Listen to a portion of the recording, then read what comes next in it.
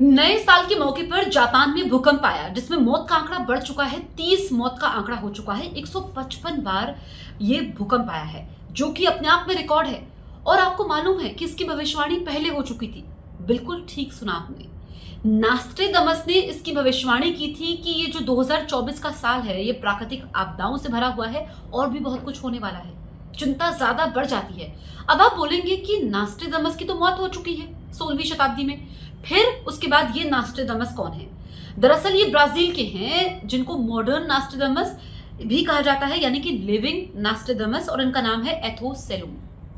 Athos salon ने एक नहीं बहुत सारी भविष्यवाणियां की हैं मीडिया से जब उन्होंने बात की। तो अगर उनकी भविष्यवाणियों पर हम यकीन करें तो पूरे विश्व के लिए चिंता बहुत ज्यादा है। जापान में जो कुछ होता है, साल का पहला दिन जब लोग अपने अपने तरीके से नए साल का स्वागत करते हैं और कई तरह की रेजोल्यूशंस लेते हैं, लेकिन जो जापान में हुआ चिंता बढ़ गई है और वहां पर तो सुनामी का अलर्ट जारी किया गया है, यानी कि काफी समय तक वहां पर सुनामी आ सकती है। पहले भी हमने देखा कि जापान में सुनामी आई है। और उसके अलावा अगर हम देखें तो जो नास्ट्रेडमस की भविष्यवाणियां रही है, इसमें लाल शत्रु से परेशानी बढ़ेगी। अब लाल शत्रु ये कौन है? चीन। इसको लेकर के उन्होंने भविष्यवाणी की है। इसके अलावा रूस यूक्रेन युद्ध में कूद सकता है नेटो। ये एक बड़ी बात है क्योंकि हमने देखा कि रूस यूक्रेन का जो युद्ध चल रहा है इसमें दुनिया 2 धड़ों में बटी हुई है और यह भी कहा गया है कि तीसरा विश्व युद्ध हो सकता है। तो यानी कि ये साल चुनौतियों भरा है। और अगर हम मॉडर्न यानी कि लिविंग नास्ट्रेडमस की भविष्यवाणियों पर यकीन करें तो हर किसी के लिए खतरा है, किसी एक देश के लिए नहीं बल्कि पूरे विश्व के लिए, पूरे विश्व समुदाय के लिए ये बहुत बड़ा खतरा है।